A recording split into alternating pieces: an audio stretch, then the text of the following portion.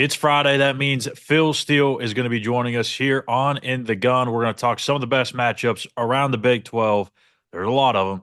College football, and of course, that matchup between the West Virginia Mountaineers and the UCF Knights here on ITG. You are now watching Believe. ITG. With special guest, Phil Steele.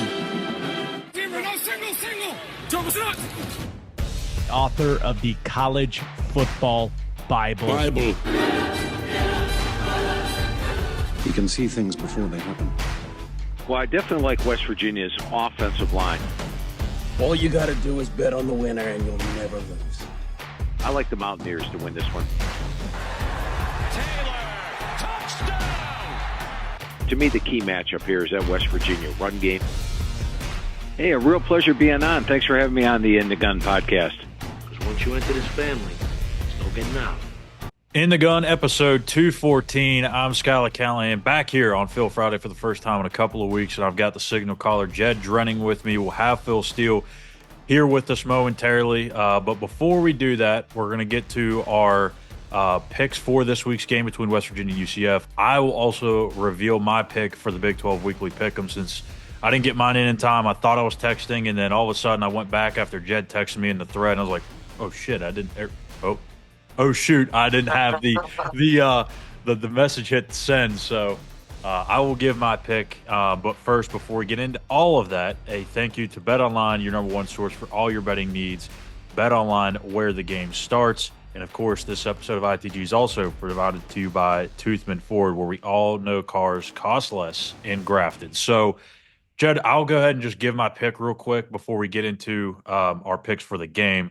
So for my Big 12 scoring offense of the week, I'm going with, drum roll please, West Virginia. I believe this is a really good matchup for WVU. It seems like it's been one of those years where West Virginia's just kind of beat the teams they should have beaten, and they've fallen to the teams that they've been underdogs to. So I think that trend's going to continue. It's senior day. I understand Neil Brown has talked about it several times that distractions, especially at home, have kind of been a big issue this year for this team. But I think they can get it together here in this last home game of the year.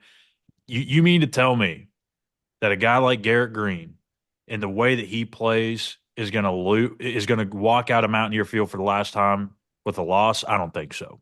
So I'm going to go with West Virginia. They're going to have to throw it a little bit. UCF can stop the run, but I think they're going to be able to put up enough points. It should be another game in the 30s. So I'm going to go with the Mountaineers as my offense of the week. So, Jed, I'll turn it over to you for our weekly ITG Sportsbook picks.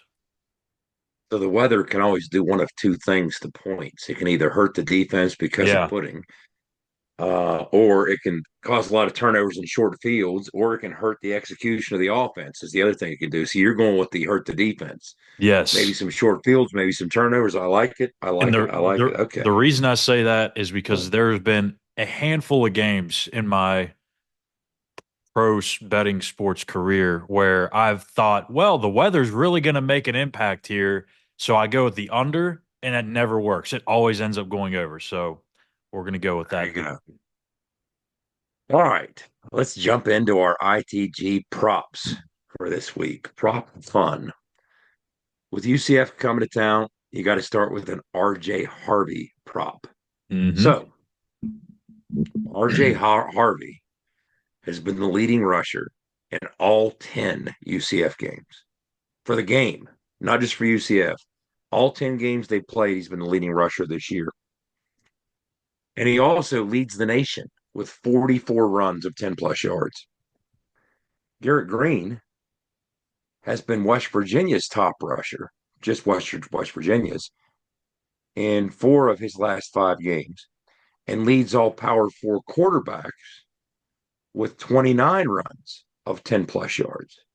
So you put those numbers together, RJ Harvey and Garrett Green, they have 73 runs of 10-plus yards, and they've played in a combined 18 games. So together, they average a tick over 4 10-plus yards per game. That's the two of them together. So question number 1, over-under on the 10-plus yards combined by RJ Harvey and Garrett Green. Over under 4.5. Mm. Mm-mm-mm. It's so hard to go under, despite you look at UCF and they've been really good against the run, and you should be. As much as UCF likes to run the football, they see it every day. West Virginia has not been bad against the run either. They're fifth in the league. I think they average allowing 4 yards per carry. But those two dudes are just so talented. And I feel like Garrett's going to have one of these games where he's going to use his legs a bunch again. Um, Golly, I hate to go under, but I'm going to lean under. I'm going to lean under. I think they're going to have four. I think each get two. I got under as well. UCF's number 2 in the league against the run. West Virginia's number 5. We both go under. We'll zip through these last couple and get Phil in here. Now, it's fun to go back and look at the box score the last time UCF, which was Central Florida at the time, came to Yeah. Morgantown. 2003, the 36-18 West Virginia game. A lot of interesting things about that game. We Yes. ran for over 300 yards. There was a 79-yard touchdown pass by West Virginia to Chris Henry, but it was in mop-up duty by Charles Charles Hales. Hales. Now, do you know who the kicker was for UCF? Kicker for UCF. No, I don't. Here's a hint. The Arizona Cardinals just put him on the IR last month. Matt Prater. 2003, Matt Prater was the kicker for Wow. Central Florida, UCF. He's still in the NFL. That's 20 years, insane. 21 years later. So, but here's a curious thing about that game. The two teams combined to go 1 for 27 on third down. West Virginia was 1 for 15. UCF was 0 for 12. Now, this year, West Virginia and UCF have the two lowest ranked third down defenses in the Big 12, Yep. 15 and 16. Question 2 is a simple one. Which offense will take advantage of that and have a higher success rate on third down? Which offense will have higher success? I'm going to put a little twist to it because I'll go UCF because I think they can do a little bit of both. RJ Harvey's just so good. I know West Virginia's been good against the run, but he's the third leading rusher in the nation. So you have that working with you. You have the secondary issues still with West Virginia. So I'm going to go with that. But the reason I also want to say UCF is because I think Neil Brown's going to be very aggressive in this game. And I mean, why not? You have nothing to lose, right? So I think they're going to see more fourth down opportunities and ones that they can go for and they'll get. So UCF, but both will have success in their own ways on ended down possessions. I'm going the same thing for the same reason. I think West Virginia will often play for fourth down, depending on field position on third down, which means UCF has a better opportunity to convert. They don't go for as many fourth downs. So we agree on number 2. We both say UCF. Finally, final question before we get Phil in here. UCF leads the Big 12 with 44 rush attempts per game. Mm-hmm. West Virginia is number 3 with 40 rush attempts per game. Last year in Orlando, WVU ran it 50 times. UCF ran it 33. Question number 3. Which team will have more rushing attempts on Saturday? Oh, I will go with I'm going with West Virginia. Um, before I started getting into this kind of scout of UCF, I was thinking, this is going to be the typical stubborn Gus Malzahn where even though he sees a West Virginia secondary is pretty vulnerable, he's going to run the ball into a brick wall 100 times over again because that's just who he is. I watched him play Colorado earlier in the year when they had a chance to go up pretty comfortably early. It was like a couple of 3rd and 5 or 3rd and 6 situations. They ran the ball both times. But with Dylan Risk at quarterback, they're averaging, I think, 29 and a half pass attempts per game. So I don't know if Garrett is going to throw it 30 times. I'll go UCF or West Virginia running more. I'll go UCF. I don't think he wants to put his freshman quarterback on the road in 38-degree rain, Yeah, throwing as much as he has. that's a factor too. So I'll say that UCF leans into the run game, maybe even a tick more than they ordinarily would because of the conditions and Yeah. because UCF might react differently to the conditions than most other teams would who don't typically play in those conditions. I'll go UCF. So at least we have a divergence at the end. You have WVU, I have UCF. So there you go for this week's West Virginia prop fun. or excuse me, ITG prop fun. Yeah, I always forget about the dang weather, but yeah, I would still probably stick with West Virginia. But should be a lot of fun. Senior day, make sure you get there. I understand the season's been a little bit of a disappointment, but the way I look at it, Jed, is there's only 6 to 7 times a year where you can go, and I'm not trying to make any fun here, but you can go and tailgate and go to the games and have fun and experience a game day in Morgantown. You only get so many of them a year. Go take advantage of it. It's the last one until next August or September. So go do that and support those that'll be playing in their final game in a Mountaineer uniform at home. So before we get to break, another thank you to Fortis for roof performance and financial certainty guaranteed. Be sure to visit fortis.us.com. Hang tight. On the other side, we'll have Phil Steele here on ITG. For nearly 20 years, Fortis has been the nation's leader in providing guaranteed roof performance programs for commercial buildings. Fortis offers roof performance solutions that feature extensive initial and ongoing reconditioning for commercial buildings as an alternative to traditional replacement, with long-term performance guarantees that are backed by global leader Lloyd's of London. Fortis offers a comprehensive range of roof performance management programs that provide financial security, extend the life of our customers' roofs, and make a significant impact on ROI. Fortis is currently improving performance and increasing ROI for customers at more than 4,800 locations, with more than 140 million square feet protected, including many Fortune 500 companies that have turned to Fortis to save money, gain financial certainty, and extend the life of their existing roofs. Fortis has helped customers save more than $520 million in capital roof replacement costs for an average ROI of over 250%. To learn more, visit fortis.us.com. Fortis, roof performance and financial certainty guaranteed. Nobody supports the blue and gold Mountaineers like Toothman Ford. With over 20 NIL deals and counting, Toothman Ford continues to rally behind our student athletes. And it's time we rally and support the dealer that supports the Mountaineers. Not only does Toothman Ford offer the best prices in the state on pre-owned, their never over MSRP campaign on new Fords guaranteed to save you thousands. Drive with pride all season long, knowing you're supporting the dealer that fuels our Mountaineers. Toothman Ford, where cars cost less, in Grafton and at toothmanford.com. And we are back here in the gun with Phil Steele, college football expert. And Phil, I'm excited to talk to you. I know I haven't been on this show here in a couple of weeks, so I'm always excited to listen to your input. I have been listening to Jed and Wes over the last few weeks to see what you had to say, but glad to hear you back here on the show. And let's see what you got for us this week. And what plays do you have up on the site for you? And Skylar, by the way, congratulations on your little one. It's a great thing to happen to you. But right up Friday morning, or probably Friday by noon, we're going up a little late today with the Phil Steele Plus tour. But you get the complete tour of Phil Steele Plus with selections. Should be something like 5 selections, 4 quick hitters, all absolutely free. Just go to philsteele.com. Click on the main menu, and you'll see the Phil Steele Plus tour. Takes you to the YouTube channel, and get yourself some free winners.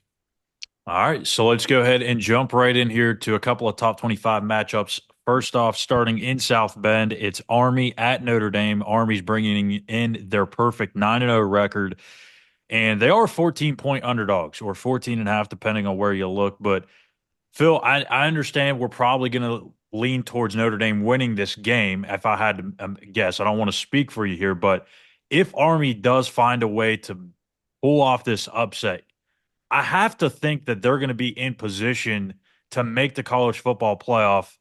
But Boise State's there too. They have a loss. How would you see that situation? I want your thought on that as well.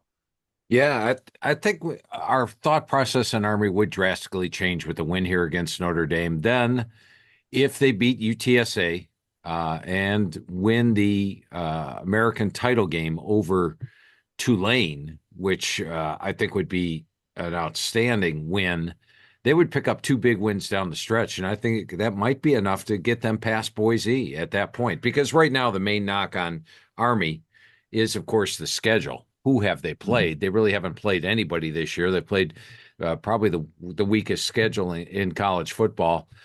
So that would be big. I think Army with wins over a Navy, over Notre Dame, and over Tulane could possibly jump over Boise State. However, in this game, my computer's got it 32-8 Notre Dame. So I'm saying that we don't have to worry about that conversation after this game because the Irish The Irish know how to defend the option. You go back to last year in the opening game against Navy in in Dublin, Ireland. They just dominated them. They know how to defend the option. And this year, granted, they had 6 turnovers, +6 in turnovers in the game, but they played the option very well. They also have the athletes on offense that Army doesn't normally face. So I think you will see some separation there. And Notre Dame's simply been blowing out opponents on a weekly basis. And you go back to last week's Virginia game, they led that thing 35-7. Twice they had the ball first and goal. Once they got stopped on downs, once they missed a field goal, and then they give up a touchdown with like 8 seconds left and only won by 21. So this is a team that can put it on you, knows how to defend the option, has better athletes. They're excited to be playing here in Yankee Stadium. So I like the Irish in this one. And it's amazing when you look at those academy schools, Phil. A couple of years ago, they changed the who you can cut and who you can't, the rules. And I really thought that would impact the academy schools in a bigger way than it has. So hats off to them for sidestepping the rules change and continuing to forge ahead with production in the option game. But game of the day on Saturday is most. What's that? Jed, let's talk about that for a minute, because when I talked to Coach Monken at Army and the cut things came in, he was extremely concerned. In fact, they changed the offense in 2023 to more of a passing game at the start because he was so concerned about the cut blocking. Then at the end of the year, they scrapped that and they just went pure option down the stretch, and it worked for him. And when I talked to him this year, he said they're going to continue on with just the option route, and it didn't really matter to him anymore. Yes, it was an inconvenience, but not as big a one as they thought. So directly from Coach Monken, your thoughts exactly is that it was thought to be a major thing, and it's turned out to be something. And the other thing I'll point out here about Army, Navy, and even I'm going to throw Clemson and Iowa State in the category.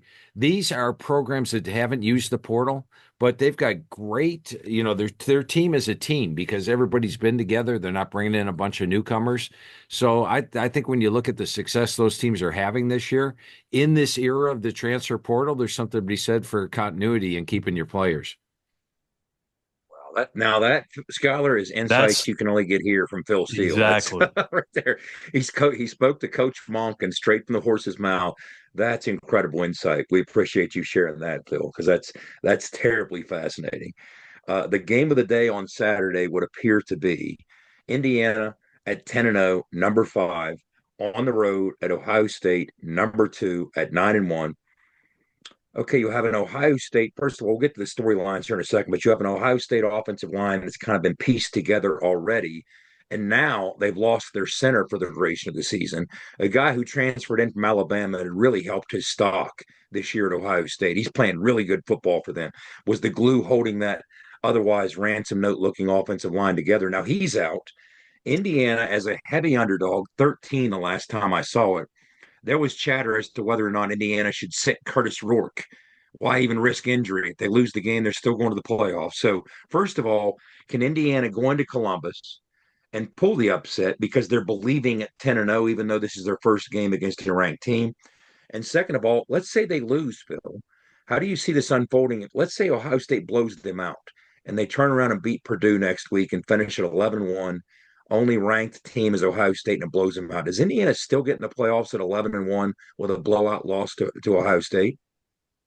I feel they should, even if they get a blowout loss to Ohio State, simply because a lot of teams during the course of the season, now, granted, Indiana hasn't played an overwhelming schedule, but, Washington's a tough opponent. Nebraska's a tough opponent. Michigan's a tough opponent.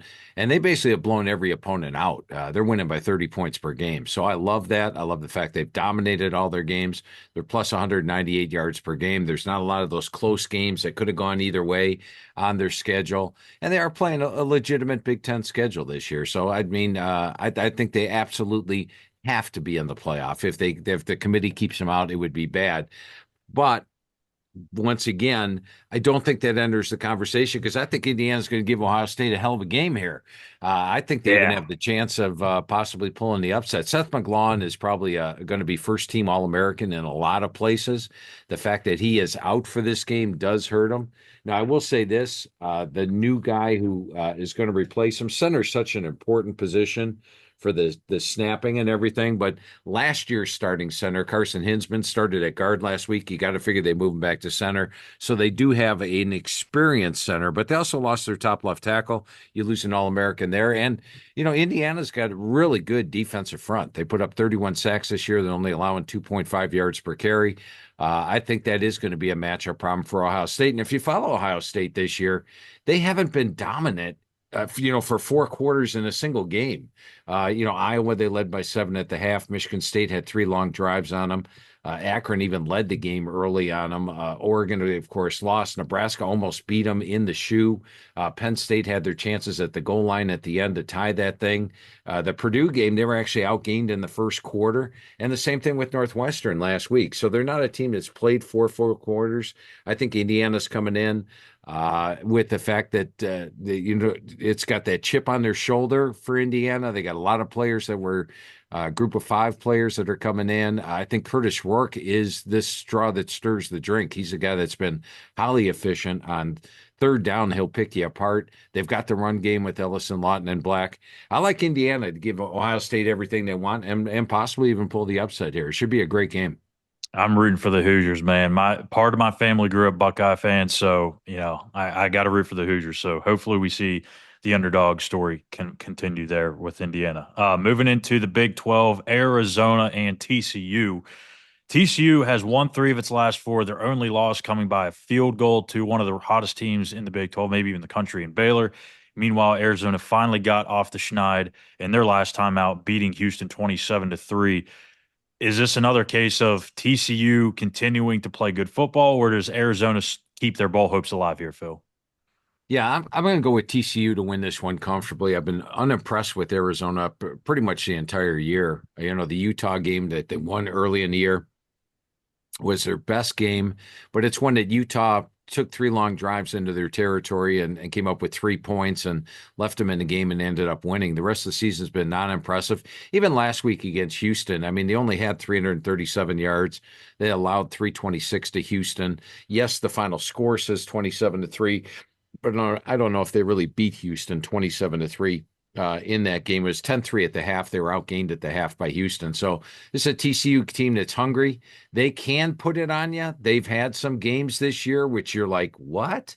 And they've lost games that they probably should have won. They've lost games late that they should have won. I think this is a dangerous TCU team, and so I like TCU minus the points in that one. You've got number 16 Colorado on the road. They're humming. They're playing for a lot. They're in Lawrence. And they're at Kansas. There's a doomsday scenario that's been discussed that if a 3 or 4 loss Big 12 champion turns out to be the case, the Big 12 might get left out of the 12-team playoff. Of course, the first thing that would have to happen is a Colorado loss, and then a million other things after that. But Kansas, meanwhile, we've said this how many weeks now, Phil? They're the best 4-6 team in college football. I think what impressed me most, they finally went on the road and won one of these types of games against a top 10 BYU team. They beat BYU with only 73 yards rushing. So Kansas is capable of beating just about anybody. Do you think Kansas can pull the upset against Colorado and Lawrence? I think Kansas can, but I also think when you look at Colorado, they've covered, I believe, 7 straight games, and I love to play on streaks. So, this is one where who do you go against? Because if you look at as you touched on, Jed, we've talked about it all year. They had 5 games where they led in the fourth quarter and lost by single scores, single digits. They could easily have been 6-0, but they were 1-5, and everybody says, "Oh, it's a poor Kansas team." And I had to correct them every time, say, "No, they're really not a poor team. They're just one that's been a little unfortunate." You look at their last 4 games, not only 3-1, not only beating Iowa State, which at the time I thought was the best team in the Big 12, beating an undefeated BYU. They could have beaten Kansas State on the road. They only lost by 2, and then they blew out Houston. So this is a very dangerous Kansas team. But with Colorado, the thing that's impressed me, surprisingly, is the defense. They're actually holding opponents to 62 yards per game, below their season average. Now, they still can't run the ball, and they don't want to run the ball. They just want Shedeur Sanders to get the stats, and he gets them because he's got Hunter and Wester and Shepard, and they've covered 7 in a row. They're going for 8 in a row this week. So I think it's going to be a very entertaining game to watch. I find it tough to pick against either of these two squads, Jed. Phil, for For whatever reason, I just cannot believe that a Mike Gundy coach team is sitting Oh, here at 0-7 in league play, and there's a good chance they go 0-9. But I don't know, maybe I'm just nuts here, but I think this is maybe a decent opportunity for them this week against Texas Tech. Obviously, that defense for the Red Raiders has not been great. It's their final game at home in the year. I know it's been a long, long year for them, but I kind of like Oklahoma State's chances here. Am I too crazy here? no, I agree with you in that one, Skylar. Now, I will say this. A couple weeks ago, I thought Oklahoma State was in a backs to the wall situation. They were home against Arizona State, and I said, this is the one chance they have. They can really turn their season around with a win. And then they got blown out by Arizona State, and I was like, damn. And then they got blown out by TCU. But here they are. It is their final home game for the seniors. They are off a bye, which is I think a big positive for them, and it's their last chance to at least have a good taste in their mouth heading into the offseason, and they need that. Now, they're not an overwhelming team offensively this year. Ollie Gordon has not been the Ollie Gordon of last year. The offensive line isn't blocked like it did last year. And defensively, the amazing thing is these guys are giving up almost 6 yards per carry on the ground, and they're taking on Taj Brooks here. That's a dangerous setup, but this has got to be, you've seen it a ton of time in college football, in regular football. When a team's got its back to the wall, this is it. Last chance to do some final home game. I think they do summon it up and pull the upset this week. Oh, you got a matchup that's interesting with Baylor on the road at Houston. Baylor, sixth in the Big 12 in total offense. Houston, number three in the Big 12 in total defense. I think both those teams, both those units, I should say, are playing above that. Baylor's better than number six. They're humming right now with what they've done the last month. And it looked like Houston was playing much better than that after a couple wins in a row until they went on the road and had this strange loss in Tucson to Arizona. But they're pretty salty on the defensive side. What do you see playing out with a very hot Baylor offense going to Houston to face that Cougars defense? Yeah, and I'm going to side with the Baylor offense in that one, just for the fact that nobody's been able to slow them down as of late. And these guys are really on a roll. You look at the last 4 weeks, they're averaging 110 yards above what their opponents are averaging. They're averaging 7 yards per carry. Aranda shifted the offense around this year to better fit the personnel, and it seems to work. And I really think Sawyer Robertson taking over the offense has been the key. He's got 20 touchdown passes, 4 interceptions, dangerous runner. They got Washington and Pendergrass. Got some outstanding receivers like Josh Cameron. Now, Houston has played legitimate defense all year, and even last week. They gave up 27 points, but only 337 yards. So they're on the season, they're holding opponents 83 below their average. But I just don't see Houston's offense, which has been shut out by Cincinnati, shut out by Iowa State, could have been shut out by UNLV, and then had just 3 points last week against Arizona, possibly staying up with Baylor's offense. So I'm going to side with Baylor this one minus the points. Bill, Iowa State, one of the 4 teams kind of really in the thick of things here in the Big 12 race. They're going to Utah this week. The Utes have struggled all year too. Just kind of like Oklahoma State, who were also picked near the top of the league. They've lost 6 in a row. Feels like a weird kind of game here, just going on the road against the Utah team. Again, kind of similar situation here. Kyle Whittingham's a really good coach. You can't seem to think that this is possible, that this is happening. But it's just been one of those years for Utah. Is there a way that they can hang around and maybe pull off a stunner on Saturday? Yeah, and the difference between Utah and Oklahoma State, Oklahoma State's been blown out in a lot of games.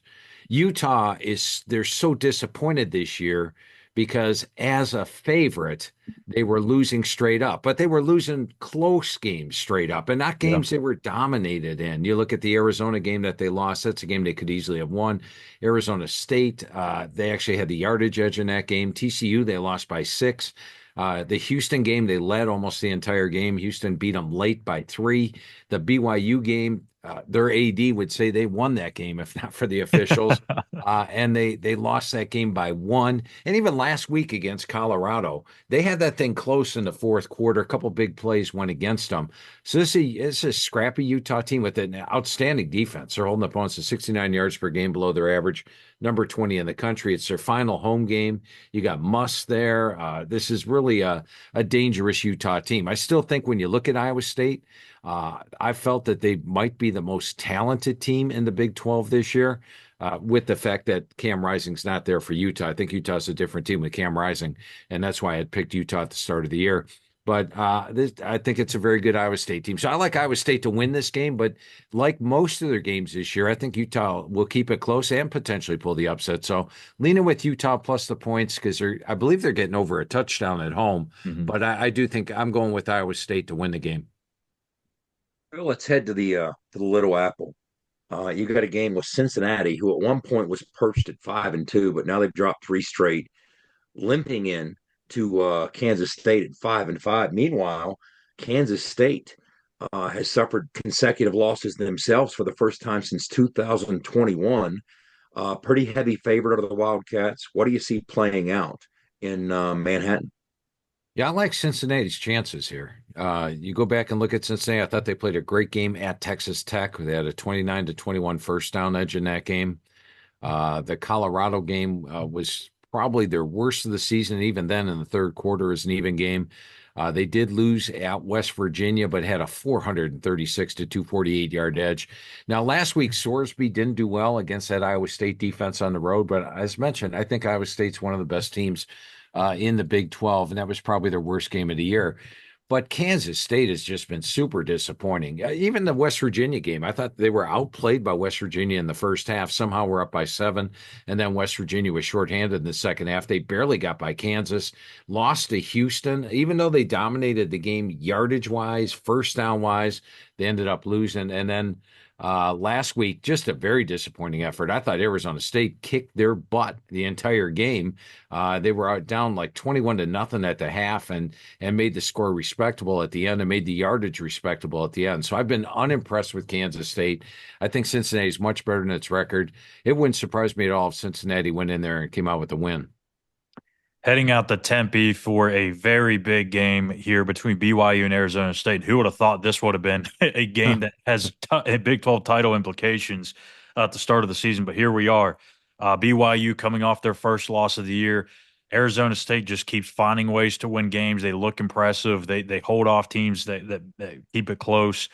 Phil, I kind of get this sense that BYU's in a similar spot as Iowa State was when they lost their first game. There's something about losing that first game after you've been undefeated for so long. It can almost get you twice. That's what happened to Iowa State. They lost at home their first game. They then lost on the road to Kansas. BYU loses at home to Kansas, and now they go on the road. I get that same eerie feeling here with BYU.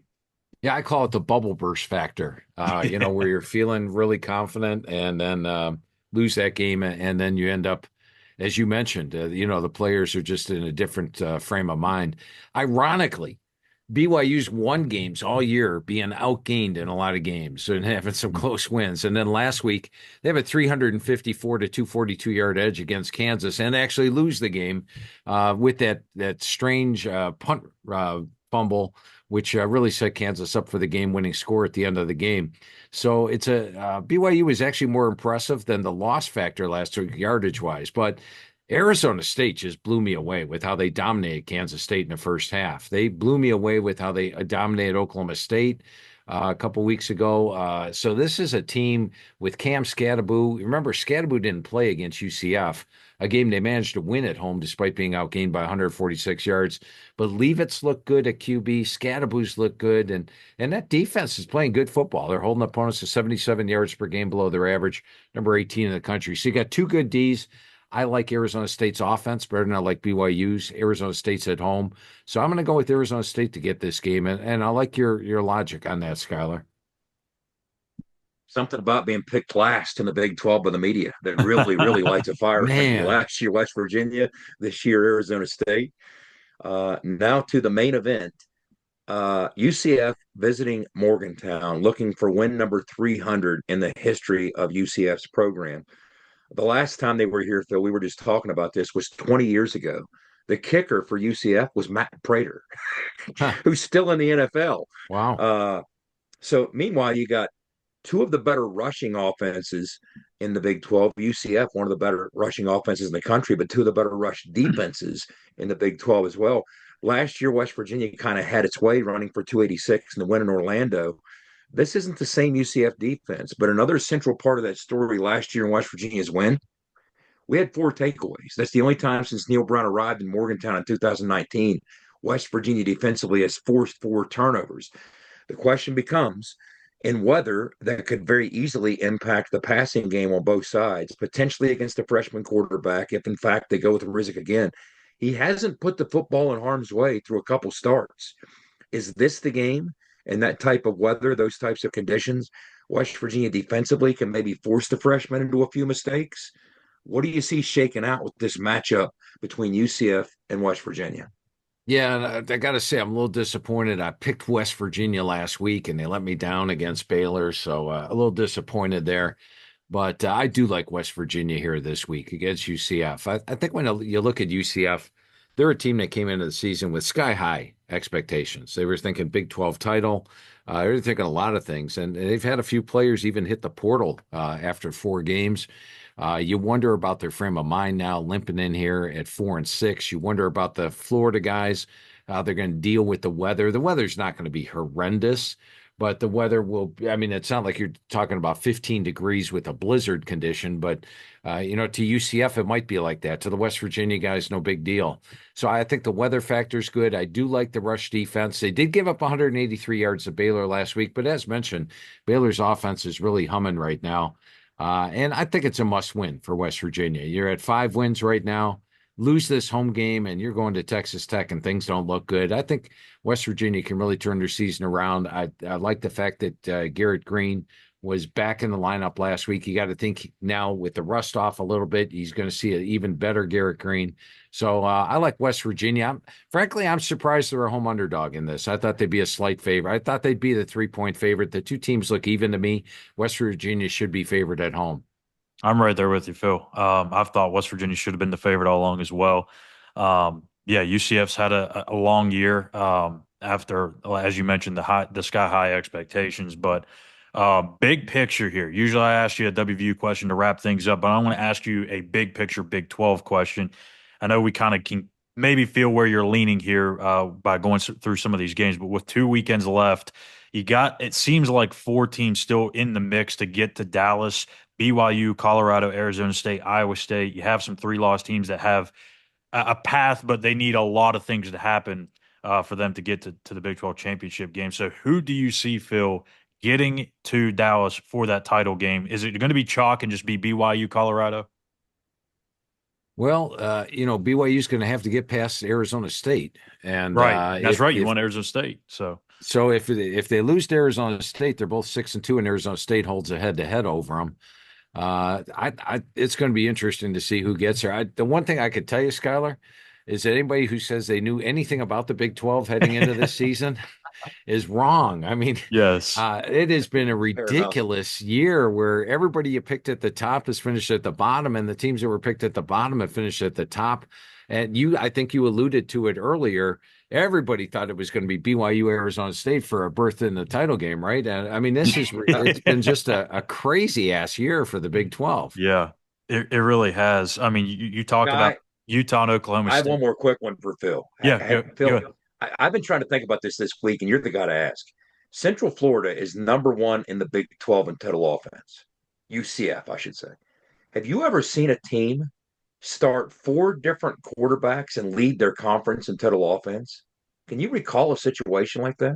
No, I cannot. I mean, that's it just tells you about the explosiveness they have. And I actually think if you watch the team this year, they're doing their best with risk. KJ Jefferson looked like a shadow of himself from 2 years ago at Arkansas. He looked more like KJ Jefferson at Arkansas last year. I thought Ja'Cory Brown gave him a little more juice when he came into the lineup.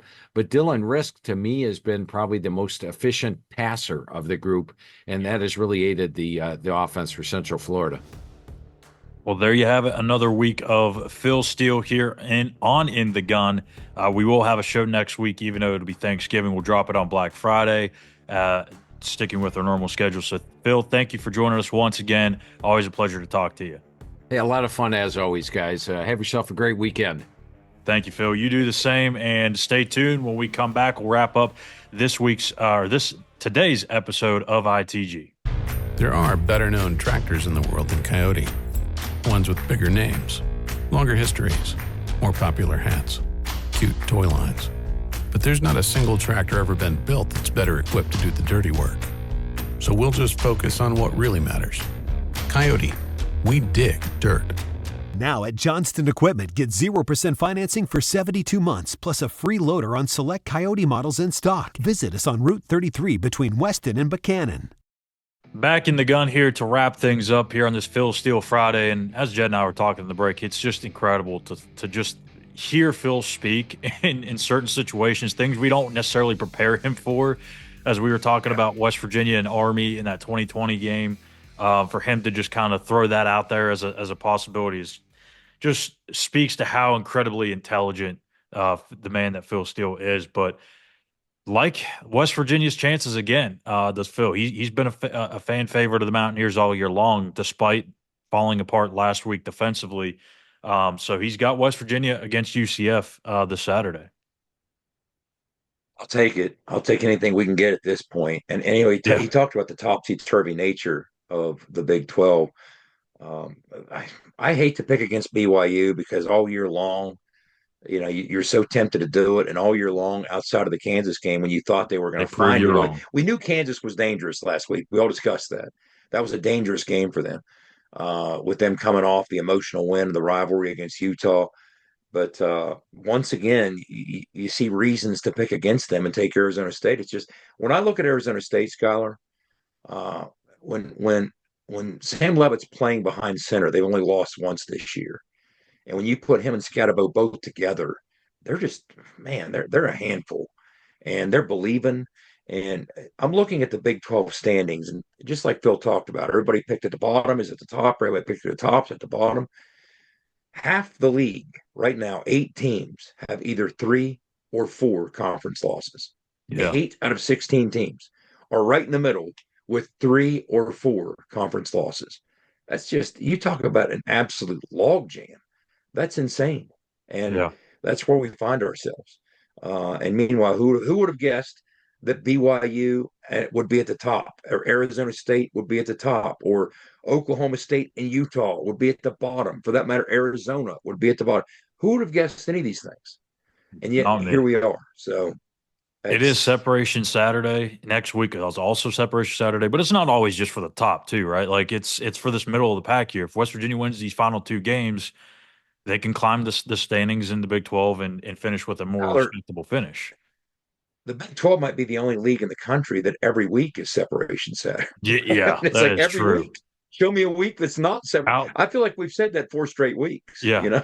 Outside of Oklahoma State, who just declines to participate, I feel like anybody can beat anybody on any given Saturday in this league.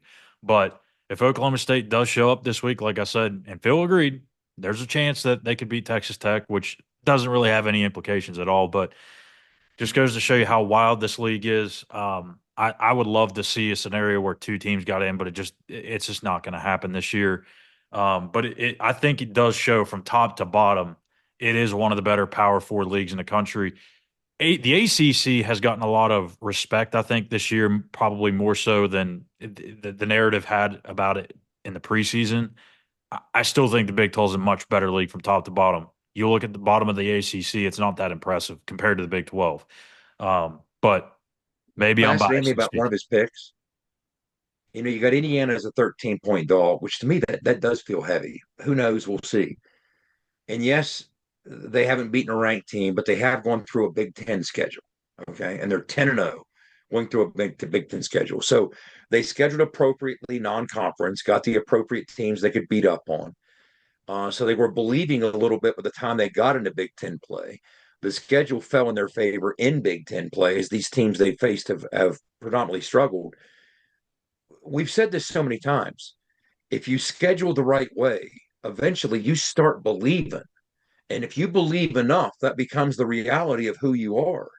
I mean, I think there's a parallel to be drawn between, to some extent, this year's Indiana team and the 1988 West Virginia Mountaineers that went to the Fiesta Bowl. And here's why I say that. West Virginia's schedule in 1988 was a pretty weak schedule. We had 2 ranked teams on it. Here's the commonality that I see, the thread that they share with this Indiana team. They played a weak schedule. They played West Virginia played two ranked teams. One of them turned out to be a 6-5 Pitt team. Early in the year, Pitt was ranked, but they turned out not to be very good. The best team on West Virginia's schedule in the regular season, much like Indiana's, was toward the end. West Virginia closed with a very good Syracuse team at home. Indiana, second to last game of the regular season, is against Ohio State, number 2 in the country. So the best team on the schedule is toward the end. But the other thing that they have in common with the 88 Mountaineers, they might not have played a very good schedule, but they pummeled everybody on the schedule. That's what the Mountaineers did. Exactly. It's not like they played a weak schedule and struggled against these teams. No, they blew the doors off everybody they played. I mean, 55-24, 59-19, all these scores just week after week after week. It was a buzzsaw when you faced the 88 Mountaineers. And that's kind of what it's been like against Indiana. They've played inferior competition, teams that have struggled, teams that otherwise, like Michigan, you might expect more from, but this isn't a good Michigan team. They demonstrated that. They struggled a little bit against Michigan, but outside of that, nobody's been within a couple scores of this Indiana team. So they have taken care of business. Now they're at 10-0. Now they're truly believing. So they've become, to some extent, what they believe they are because of that schedule. They might, in fact, march into Ohio State and shock the world. Who knows? I hope so. Much, much, much stranger things have happened because this isn't the Ohio State team of a couple years ago. This is a very talented and effective and efficient Ohio State team, just efficient enough to survive some of these tougher games they've played. But that 13 feels a little heavy. Maybe they come out and blow the doors off Indiana. I don't think that's going to happen. No. It's interesting to see what unfolds, but I also agree with Phil. Irrespective of what plays out in Columbus, if Ohio State beats them 45-10, and then they turn around Indiana and beats Purdue next week, you've got to put them in. They went through a Big Ten schedule and went 11-1. You've got to, I don't care if their strength of schedule is 105 or whatever it is. They don't control that. They don't control that. If it's Georgia, a Big Ten schedule. If Georgia could have the weak schedule that they had last year, and then I can't remember if they suffered a loss in the regular season or not, but I mean, if you stack the two resumes up side by side, Indiana this year, Georgia last year, it's almost identical. But the only reason why Indiana's getting slighted is just because of the brand. Like that's it. I mean, that's it. That's entirely it. That's the great irony, Skyler. It's almost like the football gods are making Georgia pay for it this year because Georgia has played an incredibly difficult schedule and they're being punished. You know? So they're paying for it this year. But I was thinking the other day, I was like, if there's a way that you could, let's say, sequester the playoff committee, okay, and say, hey, as soon as the previous season ends, you're locked in a room and you're not allowed to leave. You don't see magazines, you don't consume TV, you're not allowed on Twitter, you don't know anything about anybody. And all we're going to have you do starting in week 6 is compare records. Big Ten A beat G5-3. Here's the record of G5-3. Here's the record of Big Ten A.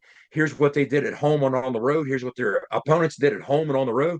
Because I'm telling you right now, if that's all they were doing, and there are no brands attached to any of these things, the current 12-team playoff wouldn't look anything like it looks right now. It's Are a you logo telling game. me Notre Dame would be number 6 after losing at home to a 6-5 MAC team? You know what I mean?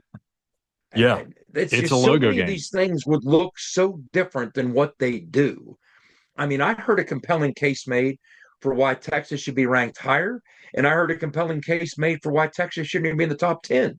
So it will be fascinating to see if brands weren't attached at all, and that influence didn't exist, which of course it always will. It would look so different than what it looks now in terms of jumbled up and looking at it just more subject or more objectively as opposed to subjectively. But we're just not going to get to that point. I mean, we always strive to. You're never going to eliminate the Olympic figure skating dimension of college football. No. The East German judge gives you a 9.9, et cetera, et cetera. You're never going to eliminate the Olympic figure skating portion of it. But at least what the 12-team playoff does is it mitigates it. The more you can do to take power out of the hands of people sitting in a room and judging a beauty contest, I'm all for it. I want more things played out on the field, but you're always going to have some element of people sitting in a room and judging a beauty contest. It's just the more you can defang those people in that room and mitigate the power that they have. And I think the 12 team at least has taken a step toward that in the right direction. Yeah, we talked about the blind resumes all the time. It's not really a blind resume when you know the team's resume for the most part. So, but yeah, I'm right there with you and Phil. Like I kind of hope Indiana pulls the upset. Like I said earlier, I've got one aunt, one uncle. They were born in West Virginia. They're the only two people in my entire family that's not West. Well, they are West Virginia fans, but they're like almost Ohio State fans too because they've lived a lot of their life in Columbus. But they pull more for Ohio State than West Virginia. So I'd like to see them lose so I can have something to talk At about least you have at something to say, Thanksgiving. right? Yeah. So I hopefully mean, look that's at it the like this, case. Skyler. I'll close with this. This is something that drives me crazy when they start with the eye test, Yeah. and then somebody will throw up, well, hey, which team do you think has more NFL prospects on it? I'm like, who That doesn't cares? matter. This is a team sport. Yeah. It only matters what you come together as a team with the talent that you have and produce on the field as a team. It doesn't matter how many guys you're going to send to the combine in Indianapolis. What are you talking about? That has nothing to do with this. Like for instance, do you think Indiana has more or fewer NFL prospects on its current roster with a bunch of JMU transfers that came with Cincinnati? Who has more NFL prospects? Indiana, I'm just guessing, or Kentucky? Yeah. Okay, or Kentucky. Kentucky's sitting here at 1-6 in the SEC. Is that the standard that you want to apply? Well, the eye test. Who has more NFL prospects? Probably Kentucky. Yeah. What does that have to do with anything? Stop it. This is a team sport.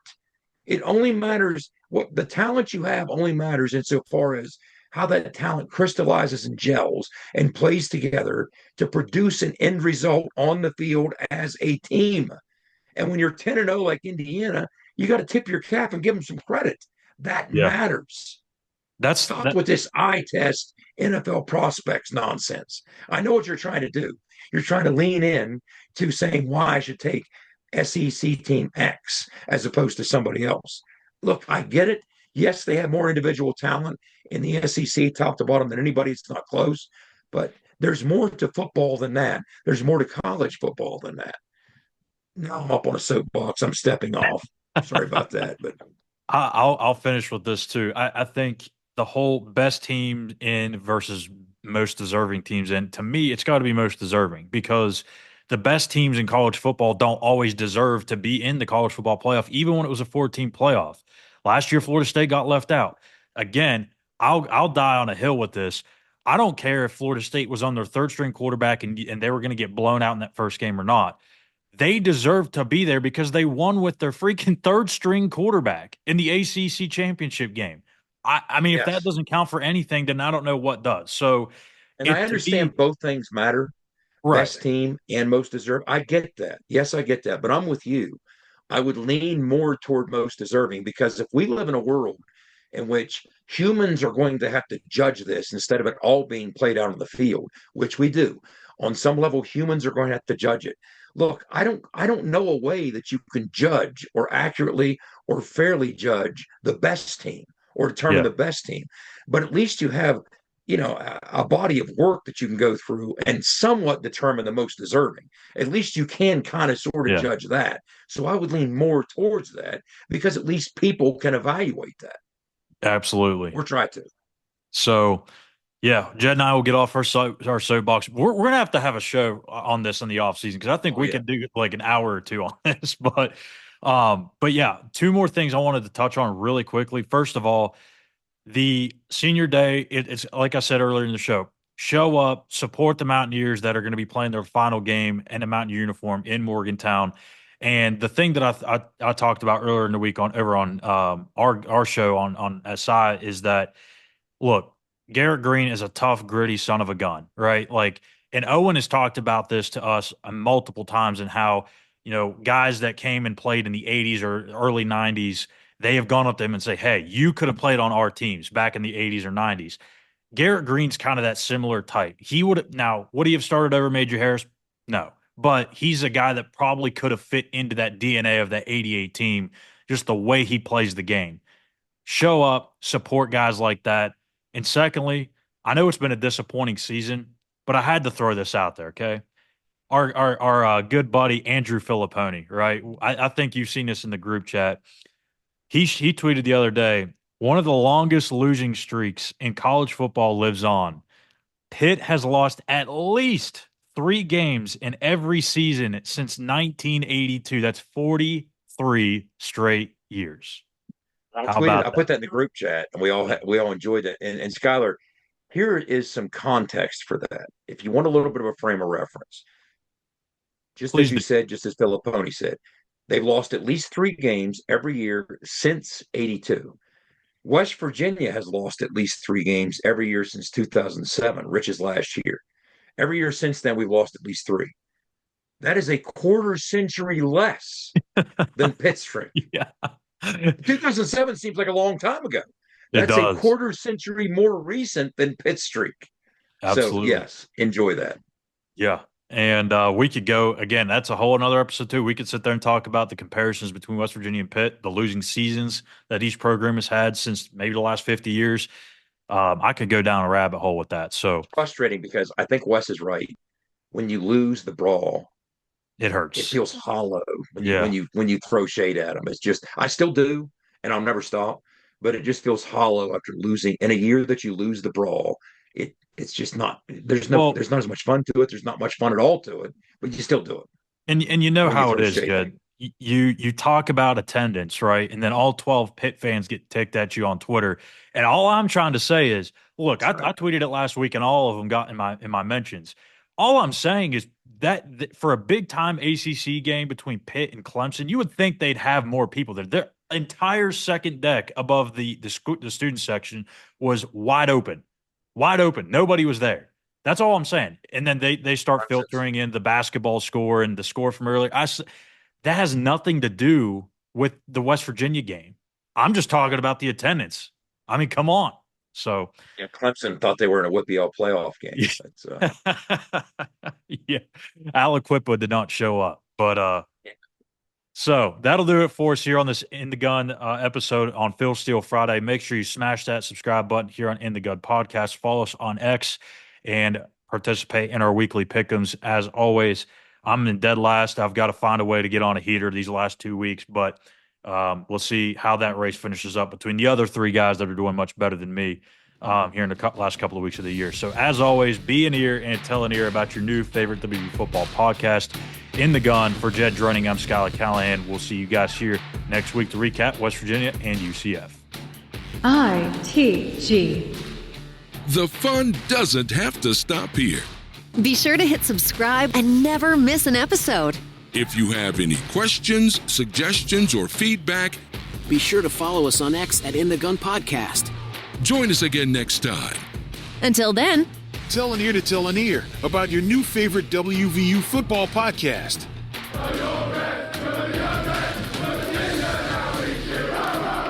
This mission is over. It's over.